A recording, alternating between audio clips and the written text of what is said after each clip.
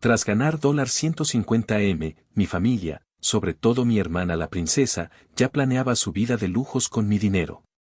Lo que no sabían es que mi verdadero plan para ellos apenas comenzaba.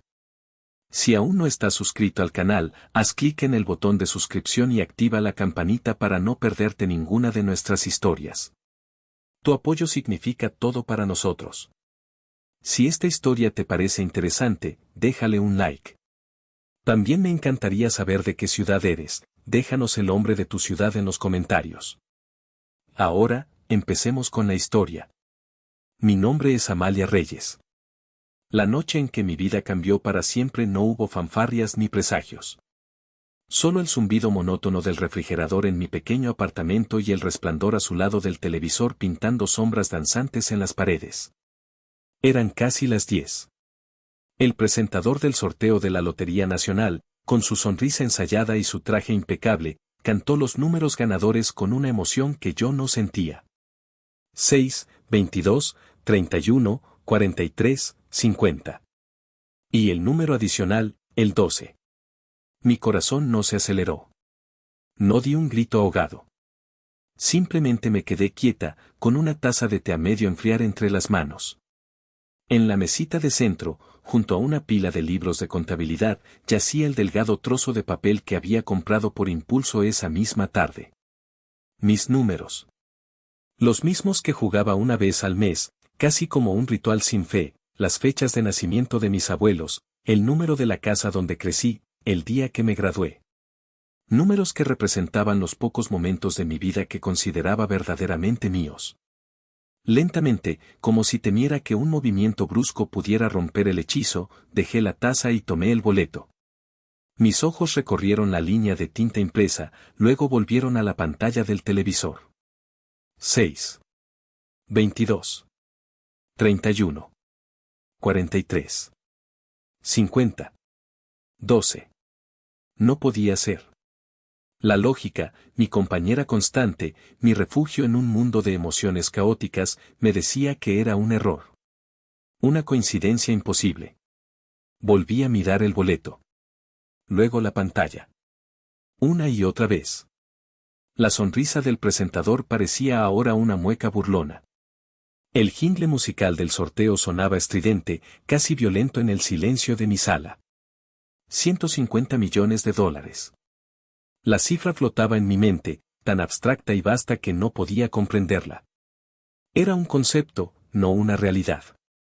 Yo, Amalia Reyes, la contadora que contaba los centavos para llegar a fin de mes, la hija invisible, la sombra de mi hermana Valeria, no ganaba premios. La vida no me daba regalos, me presentaba facturas. Un temblor comenzó en mis manos y se extendió por todo mi cuerpo. No era emoción, era miedo. Un miedo puro y helado que se apoderó de mi estómago. Este boleto no era una bendición. Era una bomba de tiempo. Con movimientos torpes, apagué el televisor. El silencio que siguió fue aún más ensordecedor. Miré alrededor de mi apartamento, los muebles funcionales pero desgastados, la pequeña grieta en el techo que siempre olvidaba reportar, la solitaria planta en el alféizar de la ventana. Este era mi santuario, el único lugar en el mundo donde no tenía que disculparme por existir. Y ese pequeño pedazo de papel amenazaba con volarlo todo en pedazos. Sabía, con una certeza que me dolía en el alma, a quien destruiría primero, a mi familia. O, mejor dicho, a la ilusión de familia que habíamos mantenido durante años. Con manos temblorosas, busqué en mi librero. No un libro de contabilidad, sino una vieja edición de 100 años de soledad, el lomo gastado y las páginas amarillentas. Era el único objeto de valor sentimental que poseía, un regalo de mi abuela materna. Lo abrí por la mitad y, con un cuidado casi reverencial, deslicé el boleto de lotería entre sus páginas, justo en el capítulo donde Remedios, la bella, asciende al cielo. Lo cerré de golpe, como si estuviera atrapando a un genio en su lámpara. Empujé el libro de vuelta a su lugar, escondido entre otros. Me senté en el sofá, abrazando mis rodillas. El zumbido del refrigerador volvió a llenar el silencio. Nada había cambiado. Y sin embargo, todo era diferente. El secreto que ahora guardaba pesaba más que cualquier libro de contabilidad. Era el secreto más grande de mi vida, y sabía que, tarde o temprano, tendría que enfrentarlo. 3 días después, el secreto seguía a salvo entre las páginas de García Márquez, pero el mundo exterior ya empezaba a agrietarse. La noticia de que el boleto ganador se había vendido en una pequeña tienda del barrio de la Roma Norte, mi barrio, corría como la pólvora. Y como cada domingo, me dirigía a la casa de mis padres para la tradicional comida familiar, un ritual que para mí se sentía más como una citación judicial. La casa de mis padres era el escenario principal del Teatro de los Reyes. Un lugar donde los roles estaban perfectamente definidos. Mi padre, Roberto, era el director, mi madre, Carmen, la actriz de reparto que siempre apoyaba a la estrella, y la estrella, por supuesto, era mi hermana mayor, Valeria. Yo era la tramoyista, la que se aseguraba de que todo funcionara tras bambalinas, invisible para el público. Al entrar, el aroma del mole de mi madre me recibió, pero no había calidez en él. Era solo el olor de la obligación. En la sala, el espectáculo ya había comenzado. Valeria, resplandeciente como siempre, estaba sentada en el mejor sillón, extendiendo su mano izquierda para que todos la admiraran. En su dedo anular, un diamante del tamaño de un garbanzo lanzaba destellos arrogantes. No es simplemente divino, arrullaba, mirando a su prometido, Ricardo, un hombre cuyo traje costaba más que mi alquiler de 6 meses. Solo lo mejor para mi reina, respondió él, dándole un beso en la sien. Mi padre hinchaba el pecho de orgullo. Ricardo, hijo, sabes cómo tratar a una dama. Esta boda será el evento del año. La unión de 2 grandes familias. Hola, dije desde la puerta. 4 cabezas se giraron hacia mí, sus sonrisas vacilaron por un instante, como si un extra no deseado hubiera entrado en escena. Amalita, qué bueno que llegas, dijo mi madre, recuperándose primero.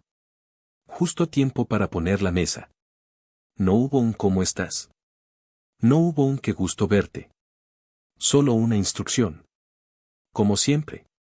Mientras colocaba los platos y los cubiertos, la conversación volvió a su único tema, la boda de Valeria. El lugar, un hotel de lujo en San Miguel de Allende. El diseñador del vestido, traído desde Nueva York. La lista de invitados, un quién es quién de la élite empresarial de la ciudad. Por cierto, Amalia, dijo Valeria, examinando sus uñas perfectamente cuidadas. Acabo de conseguir una promoción en el trabajo. Soy contadora senior ahora. La noticia flotó en el aire por un segundo y luego se disipó sin dejar rastro.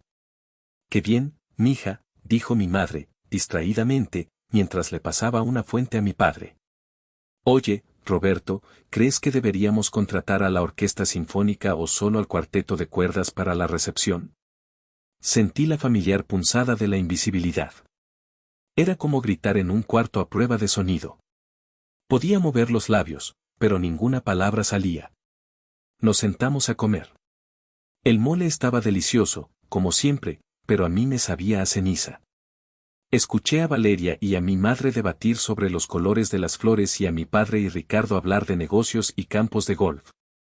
Yo comía en silencio, observando. Fue entonces cuando Valeria se giró hacia mí, una sonrisa condescendiente jugando en sus labios.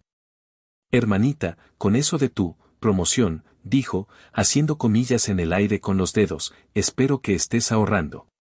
Necesitarás comprarte un vestido decente para mi boda. No quiero que avergüences a la familia, ¿entiendes? El insulto fue tan casual, tan natural para ella, que por un momento me quedé sin aire. Ricardo soltó una risita. Mi padre asintió en aprobación. Mi madre me lanzó una mirada que decía no hagas una escena. Tragué el nudo que se había formado en mi garganta. No te preocupes, Valeria, respondí, mi voz más firme de lo que esperaba. Me aseguraré de no desentonar. Ella sonrió, satisfecha, y volvió su atención a Ricardo. Para ella, la conversación había terminado. Para mí, algo había hecho clic. No era solo la humillación. Era la absoluta certeza en sus ojos de que yo existía únicamente en relación con ella, como un satélite opaco orbitando su sol brillante. En ese momento, mientras el sabor amargo del mole y la humillación se mezclaban en mi boca, el secreto en mi apartamento dejó de ser una carga de miedo. Se convirtió en una promesa. Una promesa de que el telón de este teatro absurdo estaba a punto de caer. Y yo, la tramoyista invisible, sería la que tirara de la cuerda. Conduciendo de regreso a mi apartamento, la fachada de calma que había mantenido durante la comida se desmoronó. Las calles de la Ciudad de México se desdibujaban a través de un velo de lágrimas no derramadas. Cada semáforo en rojo era una pausa para que un nuevo recuerdo, una nueva pieza de mi museo personal del dolor, saliera a la luz. La insolencia de Valeria no era un hecho aislado, era la culminación de toda una vida de ser relegada, de ser menos. El primer objeto en la exhibición de mi memoria era una fotografía mental de mi fiesta de quinceañera. No había un gran salón, ni un vestido de diseñador, ni una corte de honor. Mi celebración consistió en una carne asada en el patio trasero, con sillas de plástico plegables y un pastel comprado en el supermercado. Recuerdo a mi padre, Roberto, dándome una palmada en la espalda y diciendo, «Esto es suficiente para ti, Amalita. Eres una chica práctica, no necesitas todas esas tonterías». Yo había sonreído, fingiendo estar de acuerdo, mientras por dentro sentía que mi transición a la feminidad era un evento de segunda categoría, algo que debía celebrarse con modestia, casi con disculpas. 2 años después, llegó la quinceañera de Valeria. Fue como si la realeza hubiera descendido sobre nuestra familia. Mis padres no escatimaron en gastos. Alquilaron el salón de un club campestre, contrataron a la banda de moda y el vestido de Valeria, un monstruo de tul y pedrería, costó una fortuna. Para financiarlo, mi padre pidió un préstamo que tardarían años en pagar. La noche de la fiesta, lo escuché decirle a uno de sus amigos, con la voz embargada de orgullo, «Valeria se merece un comienzo de reina. Ella está destinada a grandes cosas».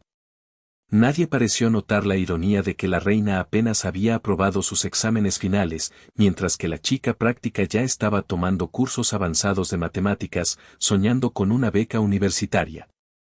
La lección fue clara, el mérito no importaba, solo la percepción. Valeria era la inversión, yo era el gasto deducible. El segundo diorama en mi museo era la escena en la cocina, el día que llegué a casa agitando la carta de aceptación de la universidad.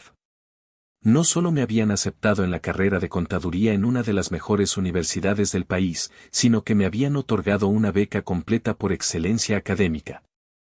Estaba eufórica, sentía que por fin había logrado algo innegable, algo que ni siquiera ellos podían minimizar. Mi madre, Carmen, estaba picando cebolla. Ni siquiera se giró para mirarme. Le leí la carta en voz alta, mi voz temblando de emoción. Cuando terminé, hubo un silencio, solo roto por el rítmico golpeteo del cuchillo contra la tabla de cortar. «Qué bueno, mija», dijo finalmente, su voz plana, sin una pizca de orgullo. «Eso es una suerte». Hizo una pausa y luego añadió, como si fuera la conclusión más lógica del mundo, «Ahora que no tendremos que gastar en tu colegiatura, tu padre y yo podemos usar ese dinero para inscribir a Valeria en el club de tenis. Conocerá a la gente adecuada allí. Su futuro es muy importante, ¿sabes?». Me quedé helada. Mi logro no era una causa de celebración, sino una conveniente liberación de fondos para el proyecto más importante de la familia, el ascenso social de Valeria. Mi éxito no era mío, era un subsidio para los sueños de mi hermana. Esa noche, lloré en silencio en mi habitación, no por tristeza, sino por una rabia impotente. Comprendí que en su contabilidad familiar, yo siempre estaría en la columna de los pasivos, sin importar cuántos activos generara por mi cuenta. La pieza final y más dolorosa de mi colección era un recuerdo febril. Tenía 19 años, estaba en mi segundo año de universidad y trabajaba a tiempo parcial en una cafetería para cubrir mis gastos personales. Un día, en medio de un turno, empecé a sentirme terriblemente mal. Un frío glacial me recorría a pesar del calor de las máquinas de café y mi cabeza palpitaba con un dolor agudo. Apenas podía mantenerme en pie. Mi jefe, preocupado, me dijo que me fuera a casa. Llamé a mi madre desde una cabina telefónica, mi voz era un susurro ronco. «Mamá, me siento muy mal. Creo que tengo fiebre muy alta. ¿Podrías venir a recogerme a la universidad? No creo que pueda tomar el autobús. Hubo una pausa en la línea. Pude escuchar la televisión de fondo. Ay, Amalita, qué inoportuna, se quejó. Justo ahora no puedo. Tengo una cita para llevar a Valeria a que le hagan las uñas. Tiene una cita muy importante esta noche y no puede ir con las manos así. Ya estás grande, toma un taxi o algo. Y colgó. Recuerdo haberme quedado allí, con el auricular en la mano, escuchando el tono demarcado. Una manicura era más importante que mi salud. La posibilidad de que su hija mayor impresionara a un pretendiente pesaba más que la posibilidad de que su hija menor se desmayara en la calle. No sé cómo llegué a casa ese día. Recuerdo fragmentos, el traqueteo del autobús, el esfuerzo de subir las escaleras hasta mi pequeño cuarto de estudiante, el frío de las baldosas del baño en mi mejilla ardiente. Pasé los siguientes 2 días en cama, delirando por la fiebre, cuidándome sola con té y analgésicos baratos. Nadie llamó. Nadie vino a ver cómo estaba. Esa experiencia me endureció de una manera que nada más lo había hecho. Me enseñó la lección final y más brutal. Estaba sola. Mi bienestar, mis luchas, mis triunfos, eran míos y de nadie más. La familia no era una red de seguridad, era la cuerda floja sobre la que tenía que aprender a caminar sin ayuda. Al llegar a mi edificio, apagué el motor y me quedé mirando el volante. Las lágrimas que no había llorado antes ahora caían, calientes y silenciosas. No eran lágrimas de autocompasión. Eran lágrimas de liberación. El Museo del Dolor estaba cerrando sus puertas. Ya no sería una visitante pasiva de mis propias heridas. Con $150 millones escondidos en un libro, no solo tenía los medios para construir una nueva vida. Tenía los medios para demoler la antigua. El lunes por la mañana, volví a mi cubículo en la firma de contabilidad como si nada hubiera pasado. Me sumergí en hojas de cálculo y balances, encontrando consuelo en la predecibilidad de los números. Los débitos y créditos eran honestos, siempre cuadraban al final. No había agendas ocultas ni significados velados. Era un lenguaje que entendía y en el que confiaba. Pero el mundo fuera de mi santuario numérico no tardó en volverse impredecible. El martes, el periódico local publicó un artículo de primera plana, el misterioso ganador, ¿quién se llevó los 150 pesos millones en la Roma Norte? El artículo detallaba cómo el boleto se había vendido en Abarrotes Doña Elvira, la pequeña tienda de la esquina donde yo compraba el periódico y, ocasionalmente, un boleto de lotería. Mi corazón dio un vuelco al leerlo. La anonimidad era mi único escudo, y se estaba desintegrando. En el trabajo, la gente comentaba la noticia con entusiasmo. ¿Te imaginas? Alguien en nuestro barrio, decían en la cafetería. Yo sonreía y asentía, sintiendo el peso del boleto en mi apartamento como un ancla. La llamada llegó el miércoles por la tarde. Estaba en medio de una auditoría complicada cuando mi teléfono personal, usualmente silencioso, vibró en mi bolso. Era mi madre. Dudé un segundo antes de contestar. Bueno. Amalia. Amalita, mi amor, su voz era un torrente de emoción azucarada, un tono que no le había escuchado usar conmigo desde que era una niña pequeña y todavía creía que su afecto era incondicional. ¿Estás sentada? Tengo que preguntarte algo. Por favor, dime que no es verdad lo que todo el mundo está diciendo. Su pregunta era una trampa. Si decía que no, me acusaría de mentirosa más tarde.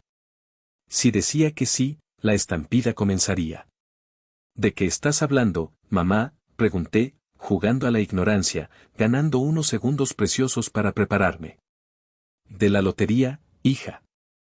La tienda de Doña Elvira. Tú eres la única de la familia que vive por ahí. Y siempre juegas los mismos números, los de los abuelos. Dime la verdad, por el amor de Dios. ¿Ganaste? Su voz se quebró con una emoción que podría haber pasado por genuina preocupación si no la conociera tan bien. Era la emoción de un cazador que ve a su presa a punto de caer en la trampa. Respiré hondo. El juego había terminado. Sí, mamá, dije, mi voz tranquila, casi un susurro. Gané. Hubo un silencio absoluto al otro lado de la línea. Pude imaginarla, con la mano en el pecho, los ojos muy abiertos. Luego, un grito ahogado. Roberto. Valeria. Vengan rápido. Es verdad. Amalia ganó. Escuché un revuelo de fondo, voces excitadas. Mi padre le arrebató el teléfono. Amalita. Mi princesita. Sabía que tenías la suerte de tu padre, exclamó, usando un apodo que me revolvió el estómago. Nunca en mi vida me había llamado así. Para él, yo era Amalia en los días buenos y esta niña en los malos.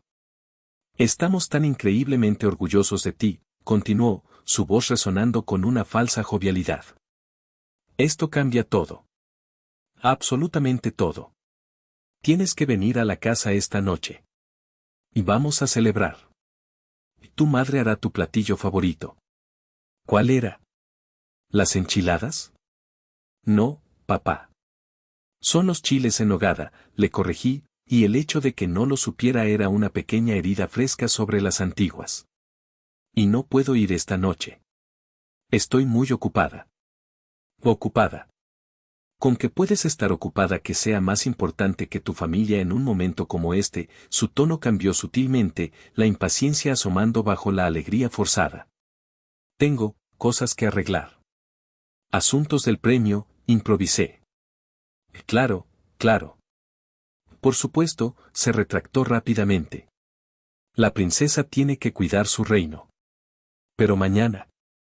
Mañana por la noche, sin falta. Tenemos que hablar, planear.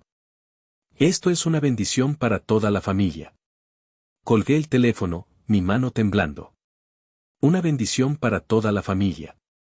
Esas palabras resonaron en mi cabeza. No una bendición para ti, Amalia. No estamos felices por ti.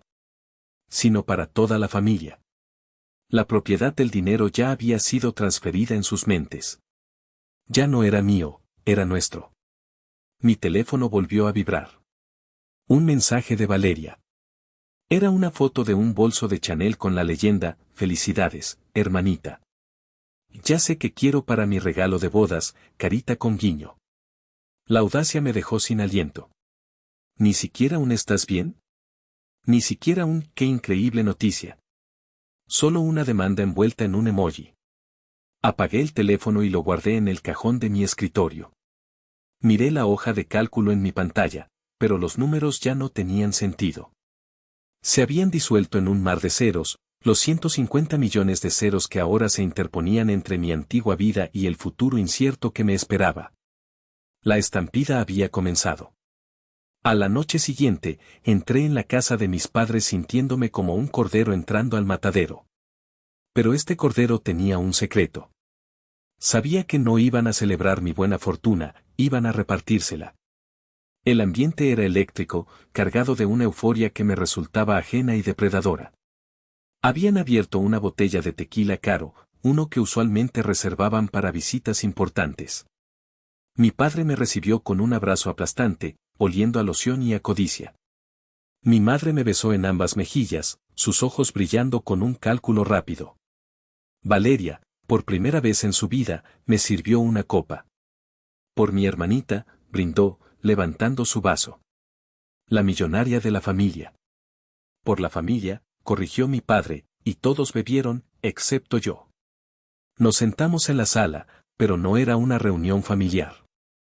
Era una junta de consejo de administración donde yo era el único punto en la agenda. Mi padre, Roberto, se aclaró la garganta, asumiendo su papel de patriarca y director general.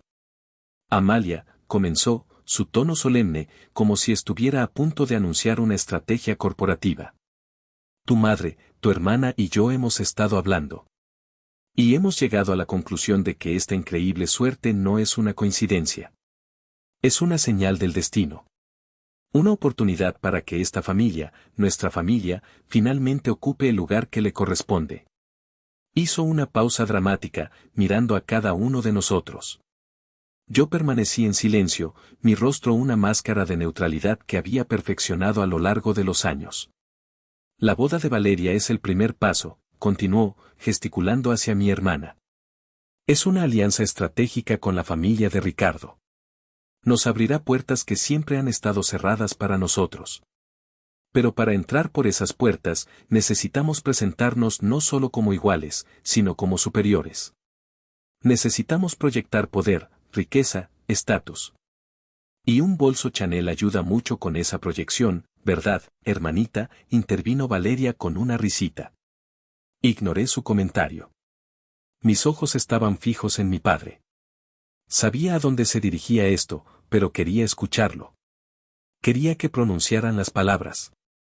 El punto es, dijo mi padre, inclinándose hacia adelante, su voz bajando a un tono conspirador, que no podemos permitir que este dinero se desperdicie en frivolidades.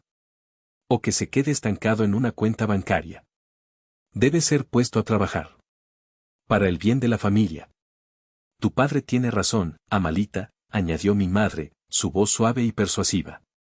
Siempre hemos sido una familia unida. Lo que es de uno, es de todos. Nos hemos sacrificado mucho por ustedes. La palabra sacrificio casi me hizo reír. ¿Qué sacrificio? ¿El de pagarme la quinceañera más barata posible? ¿El de dejarme valerme por mí misma en la universidad? Fue entonces cuando mi padre dejó caer la bomba. La había estado puliendo, preparándola, y ahora la lanzaba con la confianza de un hombre que no espera resistencia. Para asegurar el futuro de Valeria, y por lo tanto el futuro y el prestigio de toda la familia Reyes ante nuestros nuevos socios, hemos decidido que lo más justo y lógico es que tú, Amalia, le cedas la mitad de tu premio. 75 millones de dólares. Piénsalo como tu contribución, tu inversión en el legado familiar. Un gesto de gratitud por todo lo que te hemos dado. El silencio que siguió fue pesado, denso. Pude escuchar el tic-tac del reloj de pie en el pasillo, cada segundo marcando la enormidad de su petición. 75 millones de dólares. No como un préstamo. No como una petición. Como una decisión que ya habían tomado por mí. Valeria estaba sentada con una sonrisa de suficiencia, como si acabara de recibir un regalo que le correspondía por derecho de nacimiento. Mi madre me miraba con ojos expectantes, una mezcla de súplica y orden. Mi padre me observaba fijamente, desafiándome a contradecir su lógica patriarcal. Sentí un frío glacial recorrer mi cuerpo, apagando cualquier rescoldo de afecto filial que pudiera haber quedado. No era la cantidad de dinero lo que me horrorizaba. Era la presunción. La arrogancia. La creencia inquebrantable de que mi vida, mis logros, mi suerte, no me pertenecían. Eran simplemente un recurso para ser explotado en beneficio de ellos, y sobre todo, de Valeria. Me habían borrado de mi propia historia. Era la patrocinadora anónima del éxito de mi hermana. Levanté la vista de mi copa intacta y los miré a los tres. Sus rostros expectantes, ansiosos. Estaban esperando mi capitulación. Mi habitual y silenciosa aceptación. Pero la Amalia que siempre se encogía, que siempre cedía, había comenzado a disolverse la noche en que vio esos números en la televisión. La mujer que estaba sentada allí era diferente. Era una contadora que había revisado los libros de su propia vida y había encontrado un desequilibrio inaceptable. Entiendo, dije, mi voz sorprendentemente calmada. Es una propuesta, significativa. Necesito tiempo para pensar en ello. Para procesarlo. Mi padre frunció el ceño, decepcionado por mi falta de entusiasmo inmediato. No hay mucho que pensar, Amalia. Es lo correcto. Aún así, insistí, levantándome. Es mi decisión. Y necesito pensarla. Sola. Valeria bufó. No seas tan dramática. Es solo dinero. Exacto, respondí, mirándola directamente a los ojos. Es solo dinero. Mi dinero. Salí de la casa sin decir otra palabra, dejando tras de mí un silencio atónito. Mientras caminaba hacia mi coche, el aire de la noche nunca se había sentido tan fresco, tan lleno de posibilidades. La batalla no había hecho más que empezar, pero por primera vez, no me sentía como una víctima. Me sentía como una estratega. Y acababa de ver el plan de ataque de mi oponente. Al día siguiente, el trabajo fue mi refugio. Mientras mis colegas cotilleaban sobre la noticia de la lotería, yo me dediqué a mis tareas con una concentración feroz. Pero mi mente no estaba en los números de la empresa. Estaba trazando mi propio balance, calculando mis próximos movimientos. La propuesta de mi familia no era una petición, era una declaración de guerra. Y yo no pensaba presentarme al campo de batalla sin armas. Mi primer movimiento fue llamar a la única persona en mi familia que siempre me había tratado como un ser humano completo, mi tío Mateo. El hermano menor de mi padre, tío Mateo, era la oveja negra de la familia Reyes. Un mecánico de coches, un hombre de manos callosas y corazón honesto, que despreciaba la obsesión de mi padre por las apariencias. Nos encontramos en su taller, un lugar que olía a aceite de motor y a trabajo duro. Le conté todo, desde el momento en que vi los números en la televisión hasta la increíble demanda de mi padre. Tío Mateo escuchó en silencio, limpiando una bujía con un trapo. Cuando terminé, dejó la pieza sobre el banco de trabajo y me miró, sus ojos oscuros llenos de una ira contenida. Son unos sinvergüenzas, mija, dijo, su voz grave. Siempre lo han sido. Tu padre siempre ha visto a Valeria como un trofeo y a ti te ha visto como un mal necesario. Pero esto es un nuevo nivel de descaro. No sé qué hacer, tío, confesé, sintiéndome vulnerable por primera vez ese día. Son mi familia. No, me interrumpió, su voz firme. Son tus parientes. La familia no te hace esto. La familia no te ve como una cuenta bancaria. Necesitas protegerte, Amalia. Legalmente. Hizo una pausa, secándose las manos. Conozco a alguien. Una abogada. Es dura, es inteligente y no le gustan los prepotentes como mi hermano. Se llama Isabel Castillo. Déjame hacer una llamada. Esa llamada cambió el curso de la guerra. Al día siguiente, me reuní con Isabel Castillo en su despacho en un elegante edificio de Polanco. Era una mujer de unos 50 años, con el pelo plateado recogido en un moño impecable y una mirada que parecía capaz de auditar tu alma. Le conté mi historia, esperando escepticismo o lástima. No recibí ninguna de las dos. Recibí algo mucho mejor, validación. Señorita Reyes, dijo cuando terminé, su caso, lamentablemente, no es único. El dinero tiene una forma de revelar la verdadera naturaleza de las personas. Su familia no ha cambiado, simplemente se han quitado las máscaras. Su calma y profesionalismo fueron un bálsamo para mis nervios. Por primera vez, sentí que no estaba sola en esto. Nuestro primer paso, continuó, es asegurar sus activos. Nadie puede tocar ese dinero sin su consentimiento, pero debemos crear una estructura legal que lo proteja de futuras presiones o, peor aún, de litigios frívolos. Vamos a establecer un fideicomiso irrevocable. Usted será la única beneficiaria. También abriremos nuevas cuentas bancarias a nombre del fideicomiso. El boleto original debe ser depositado de inmediato y de forma segura. Mientras hablaba, sentí que una carga se levantaba de mis hombros. Estaba entregando el caos a una experta. Segundo, dijo, sus ojos fijos en los míos, necesitamos información. En una batalla, el conocimiento es poder. Quiero que me autorice a realizar una investigación financiera discreta sobre su padre, Roberto Reyes, y su hermana, Valeria Reyes. A menudo, este tipo de desesperación tiene raíces más profundas que la simple codicia. Le di mi autorización sin dudarlo. Durante las siguientes 2 semanas, mi vida se dividió en dos. De día, era Amalia Reyes, la contadora eficiente. De noche, era la clienta de Isabel Castillo, la estratega silenciosa. Seguí sus instrucciones al pie de la letra. Deposité el boleto, firmé los documentos para el fideicomiso, abrí las nuevas cuentas. El dinero, esa cifra astronómica y aterradora, fue transferido y asegurado, convirtiéndose en una fortaleza digital a la que solo yo tenía la llave. Mientras tanto, la presión de mi familia aumentaba. Recibía llamadas diarias. ¿Ya lo pensaste, Amalia? ¿Por qué tardas tanto? ¿No te das cuenta de la oportunidad que estamos perdiendo? Valeria me bombardeaba con enlaces a coches de lujo y catálogos de viajes. Ignoré todo, respondiendo con un simple y evasivo, sigo evaluándolo.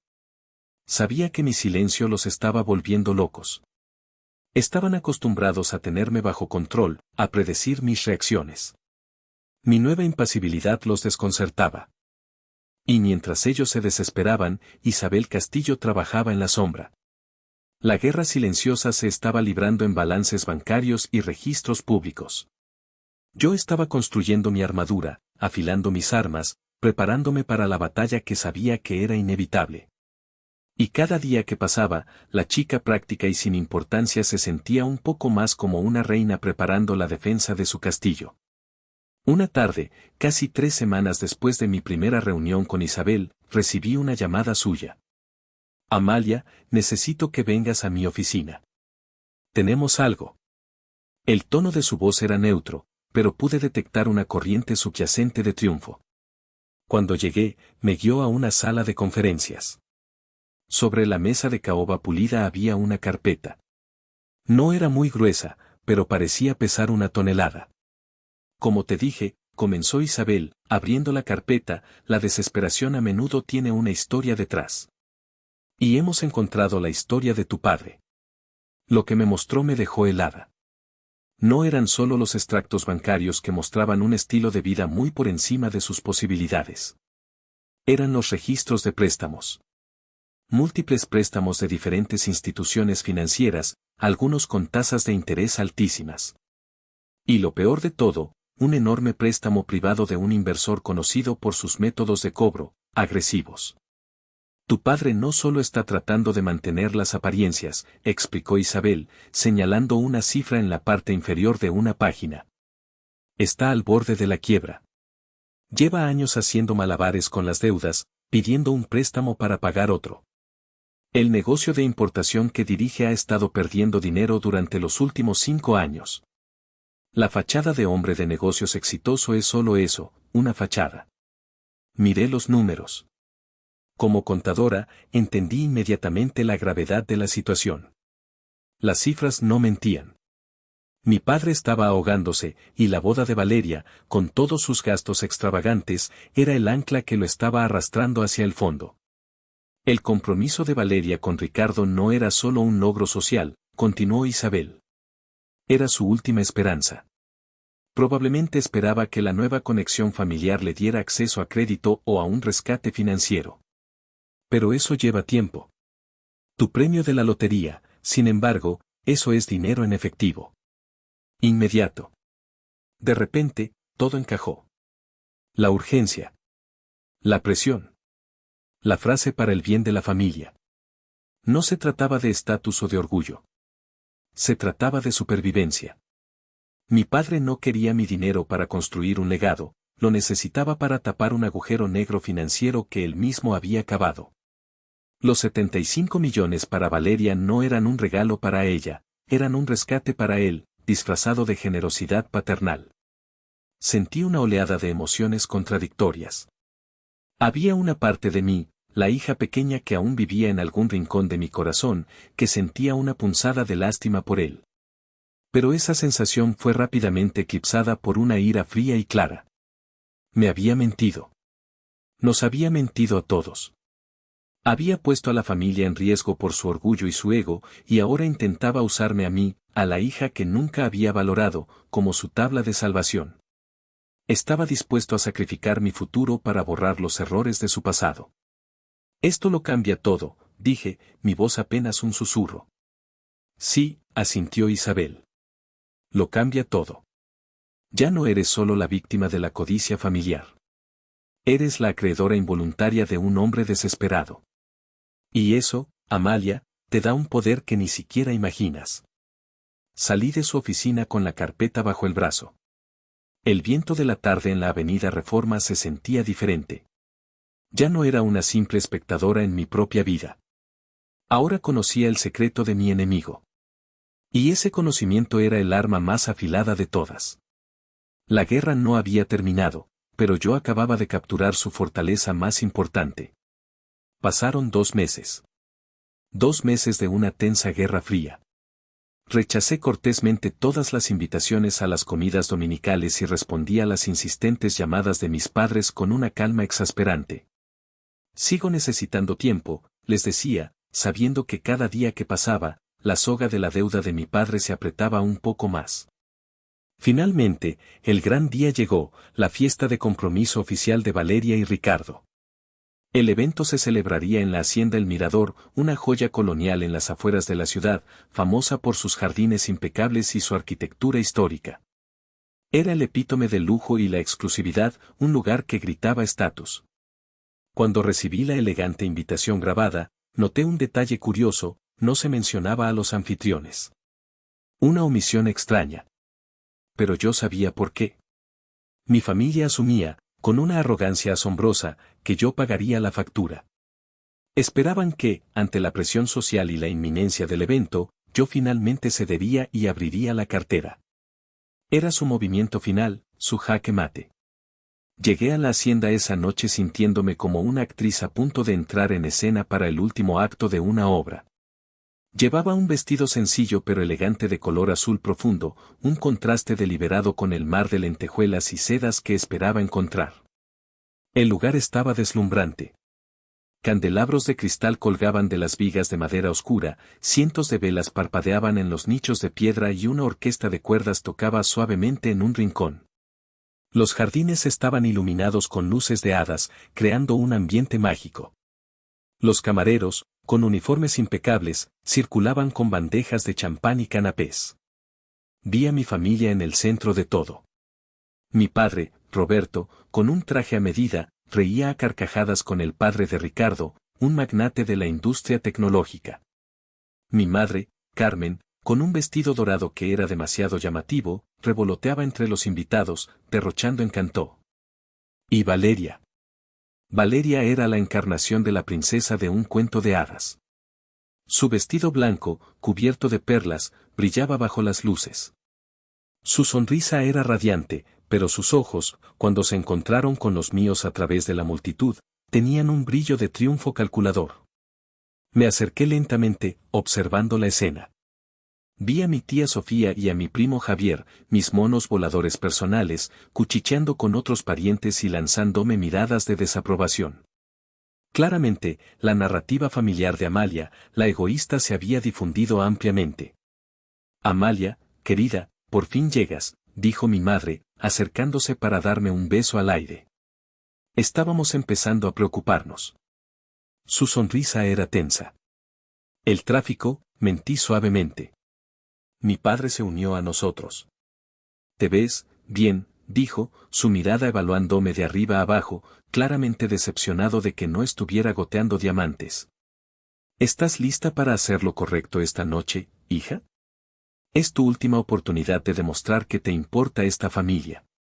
Estoy lista para hacer lo que tengo que hacer, papá, respondí, mi voz enigmática. La velada transcurrió como un sueño febril. Escuché fragmentos de conversaciones sobre la bolsa de valores, viajes a Europa y la dificultad de encontrar buen servicio. Vi a Valeria recibir felicitaciones y regalos, aceptándolos con la gracia de alguien que cree merecerlo todo. Me mantuve en un segundo plano, una observadora silenciosa, una bomba de tiempo con un vestido azul. Finalmente, llegó el momento de los discursos. El padre de Ricardo habló primero, elogiando a Valeria y dando la bienvenida a la prestigiosa familia Reyes a su círculo. Luego, fue el turno de mi padre.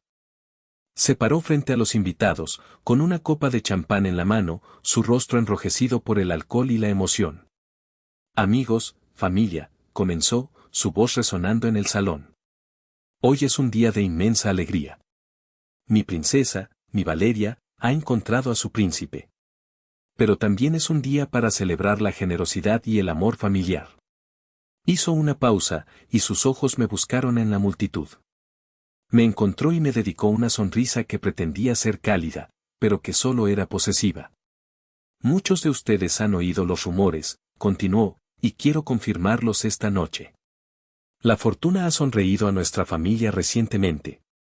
Y mi hija menor, Amalia, en un acto de increíble amor y lealtad, ha decidido invertir en el futuro de su hermana.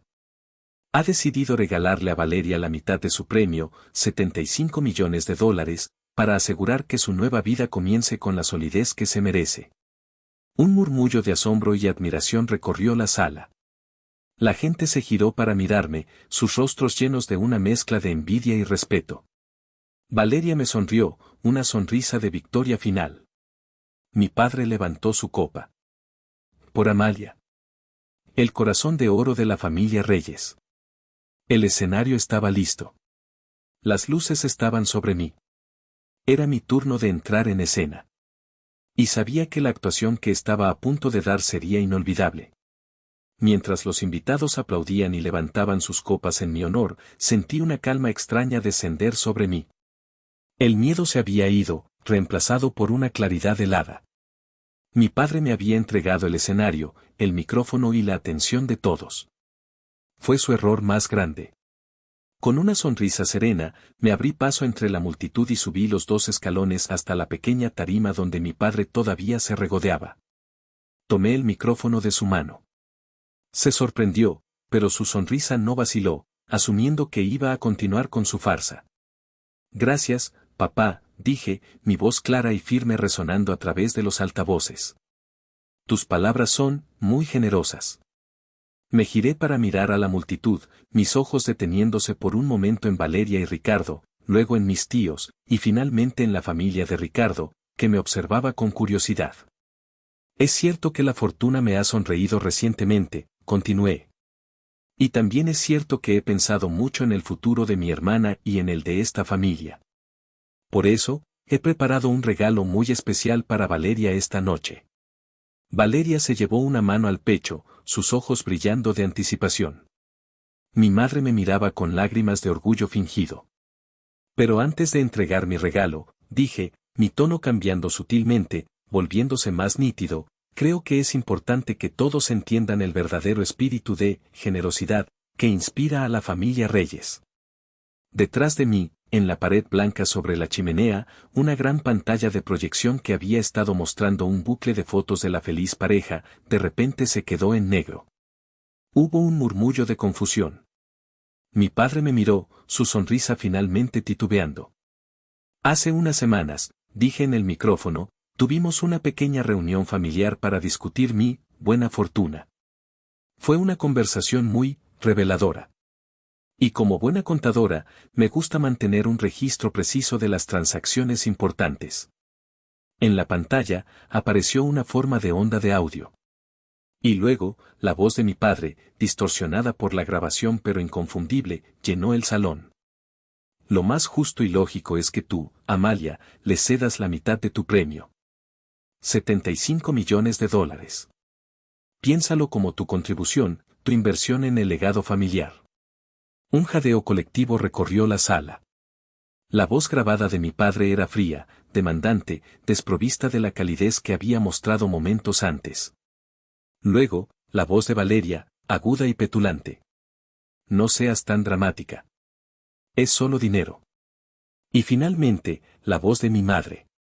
Siempre hemos sido una familia unida. Lo que es de uno, es de todos. Apagué la grabación. El silencio en el salón era total, absoluto. Nadie se movía. Nadie respiraba. El rostro de mi padre había perdido todo su color. Valeria miraba la pantalla con horror, como si hubiera visto un fantasma.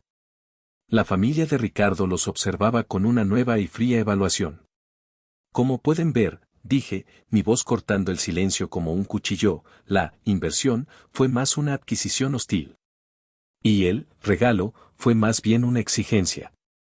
Me giré hacia mi hermana, cuya cara de princesa se había contraído en una máscara de rabia y humillación. Así que, Valeria, he decidido que tienes razón. Es solo dinero. Y sería un desperdicio dártelo. La multitud empezó a murmurar, el shock inicial dando paso a un frenesí de chismes. Pero no te preocupes, continué, levantando la voz para ser escuchada por encima del ruido. Todavía tengo un regalo para ti. O más bien, para tu futuro. Mis ojos se movieron de Valeria a su prometido, Ricardo, y luego al padre de Ricardo, el magnate tecnológico, que ahora me miraba con un interés intenso y calculador. Verán, he estado buscando oportunidades de inversión sólidas, dije, caminando lentamente por el borde de la tarima. Y descubrí una fascinante. Una prometedora empresa de tecnología que estaba a punto de ser adquirida por el conglomerado del señor de la Torre, el padre de Ricardo. El señor de la Torre se puso rígido. Sabía de qué estaba hablando. Resulta que esa pequeña empresa poseía una patente crucial que el conglomerado necesitaba desesperadamente. Y el dueño estaba buscando vender rápido. Así que hice una oferta que no pudo rechazar. Hice una pausa, dejando que el peso de mis palabras se asentara. Señor de la Torre, dije, dirigiéndome a él directamente. Me temo que su adquisición se ha vuelto un poco más complicada. Porque a partir de la semana pasada, yo soy la accionista mayoritaria de Innovatech Solutions. Y el precio de esa patente acaba de subir considerablemente. Si una bomba hubiera explotado, el efecto no habría sido más dramático. Ricardo miró a su padre, pálido como un fantasma. El señor de la Torre me fulminaba con la mirada, una mezcla de furia y respeto a regañadientes. Había arruinado su negocio del año en una sola noche. Pero aún no había terminado. Tenía un último regalo que entregar. Me giré para enfrentar a mi padre. Estaba paralizado, su rostro era un lienzo de incredulidad y pánico. La humillación pública era una cosa, pero la revelación de mi movimiento empresarial lo había golpeado donde más le dolía, en su frágil ego de hombre de negocios. Y para ti, papá, dije, mi voz ahora desprovista de toda emoción, fría como el acero, también he estado revisando algunas cuentas pendientes. La pantalla detrás de mí cambió de nuevo. Ya no era la forma de onda de audio. Ahora mostraba una serie de documentos, estados de cuenta, avisos de pago vencido, y el logotipo de una empresa de inversión muy conocida por su agresividad. El nombre de mi padre, Roberto Reyes, estaba en cada uno de ellos. Descubrí que tenías algunas dificultades financieras, continué, mi voz resonando en el silencio mortal. Parece que mantener las apariencias es un negocio muy caro. Y muy arriesgado. Los invitados, especialmente aquellos del círculo de mi padre, se inclinaban hacia adelante, sus ojos devorando los números en la pantalla. La máscara de éxito de Roberto Reyes se estaba desintegrando frente a todos sus amigos y socios. Me preocupaba tanto tu bienestar financiero, dije con un sarcasmo helado, que decidí intervenir. Hablé con tus acreedores. Todos ellos. Resulta que estaban muy ansiosos por vender tu deuda a un comprador dispuesto. Y yo estaba muy dispuesta. La comprensión golpeó a mi padre con la fuerza de un golpe físico. Se tambaleó, agarrándose al atril para no caer. Así es, papá, confirmé su peor pesadilla. A partir de esta mañana, yo soy tu única acreedora. Cada préstamo, cada centavo que debes, me lo debes a mí. La hipoteca de la casa, las deudas de tus tarjetas de crédito, incluso el préstamo privado con esos señores tan impacientes. Todo. Hice una pausa, saboreando el momento. El poder absoluto. Y mis condiciones de pago, añadí, son mucho menos flexibles que las del banco. El salón estaba en un silencio sepulcral. Había desmantelado a mi familia, pieza por pieza, frente a una audiencia cautiva. Había expuesto su codicia, arruinado su alianza estratégica y me había apoderado de su futuro financiero. Ah, y una última cosa, dije, como si se me acabara de ocurrir. Miré alrededor, a la opulencia de la hacienda, a las flores caras y a los camareros inmóviles. Este lugar es magnífico, ¿no creen? Me enamoré de él en cuanto lo vi. Tanto, que la semana pasada, lo compré. Levanté mi copa de agua, la única bebida que había tocado en toda la noche. Así que, gracias a todos por venir a mi fiesta de inauguración. La comida y la bebida están pagadas. Pero la farsa ha terminado. Miré directamente a mi padre, a mi madre y a Valeria, que ahora estaban agrupados, un trío de estatuas de sal. Les pido amablemente que se retiren. Inmediatamente. Están invadiendo mi propiedad. Ese fue el golpe final. El jaque mate. No solo los había vencido, los había borrado del tablero de juego. Los había despojado de todo, su orgullo, su estatus, su futuro y, finalmente, incluso del suelo que pisaban. La tramoyista invisible acababa de bajar el telón sobre su patética obra de teatro, y lo había hecho con el estruendo de un imperio al caer. El hechizo se rompió. El silencio fue reemplazado por un caos de susurros y movimientos abruptos. La primera en reaccionar fue la familia de Ricardo. Su padre, el señor de la torre, se acercó a mi padre con una furia glacial en los ojos. «Eres un fraude, Reyes», siseó, lo suficientemente alto para que los que estaban cerca lo oyeran. «Un maldito fraude. El compromiso se cancela». Se giró y, con un gesto brusco a su familia, se marchó sin mirar atrás. Ricardo ni siquiera le dirigió una última mirada a Valeria. Simplemente siguió a su padre, con el rostro pálido y los hombros caídos.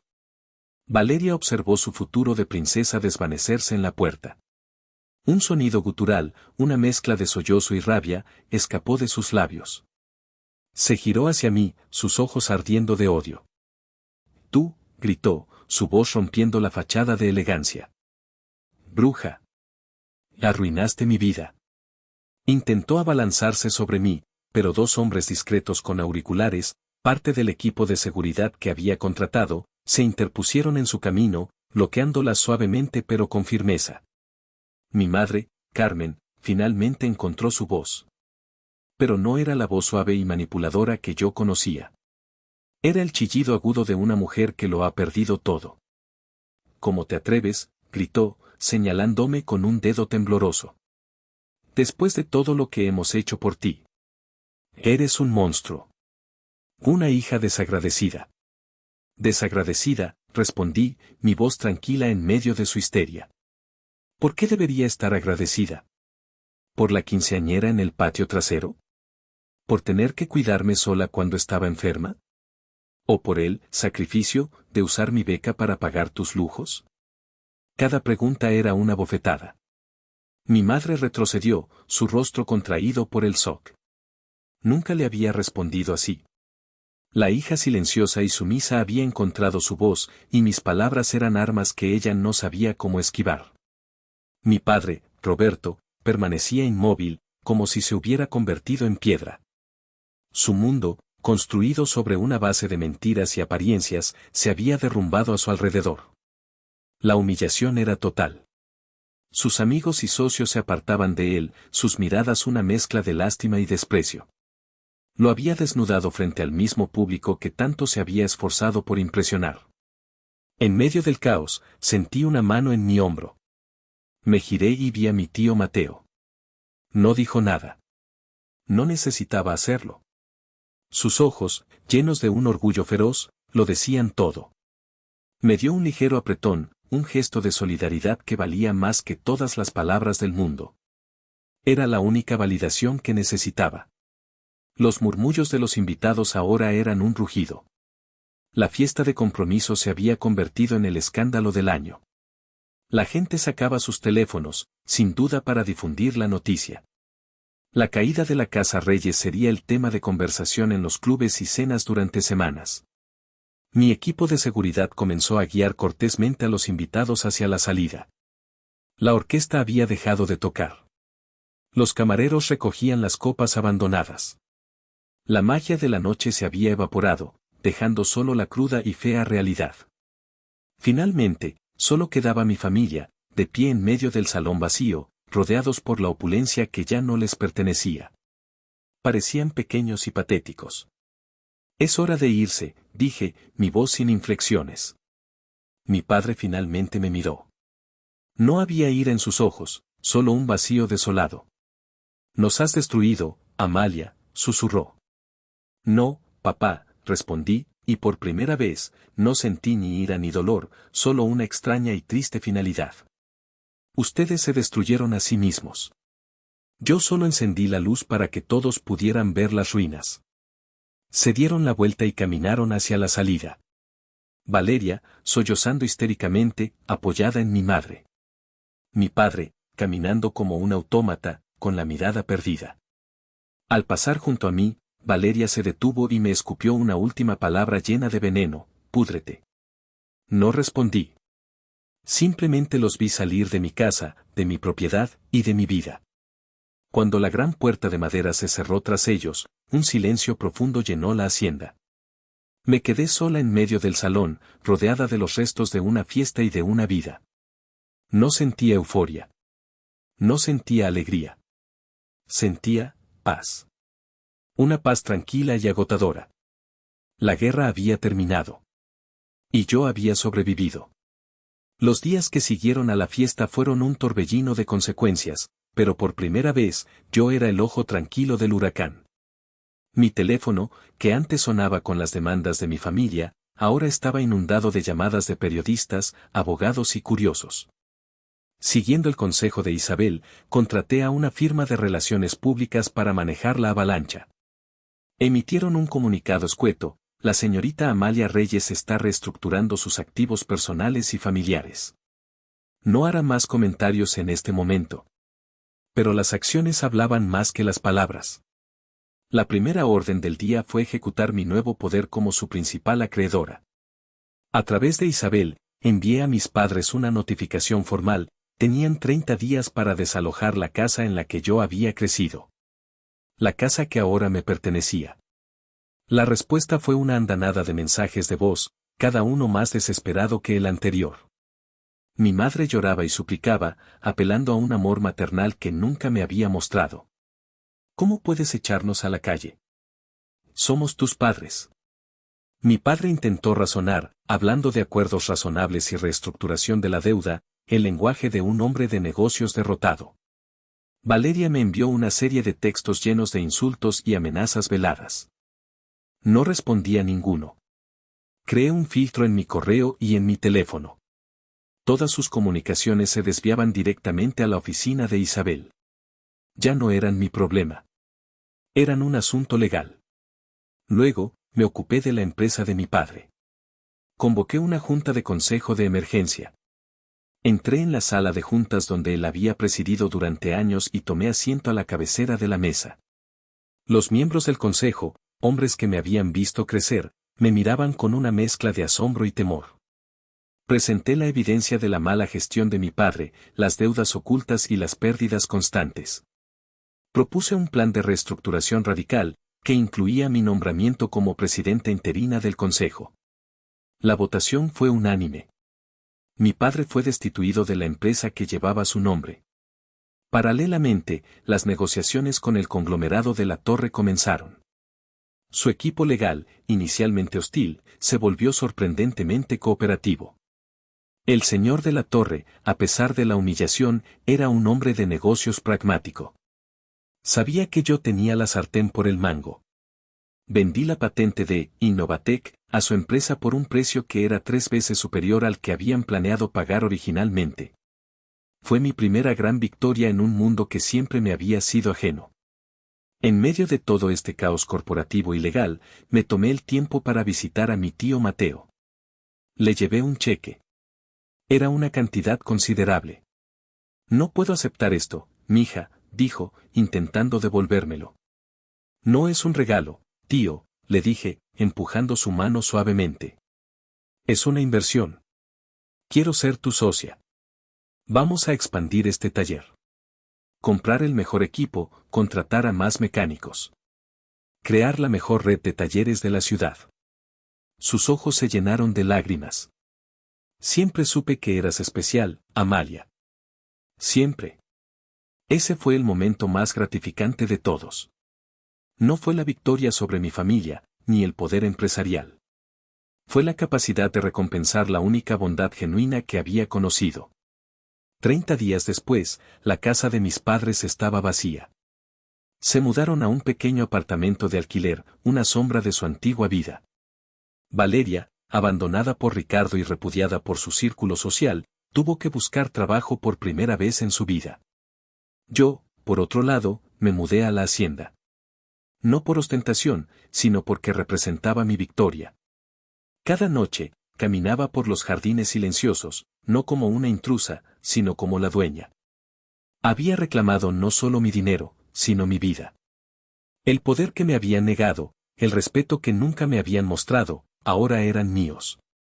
No porque me los hubieran dado, sino porque los había tomado. Y en el silencio de esas noches estrelladas, la niña invisible finalmente aprendió lo que era sentirse en casa. Han pasado 6 meses. 6 meses desde la noche en que el imperio de los reyes se derrumbó en la hacienda El Mirador.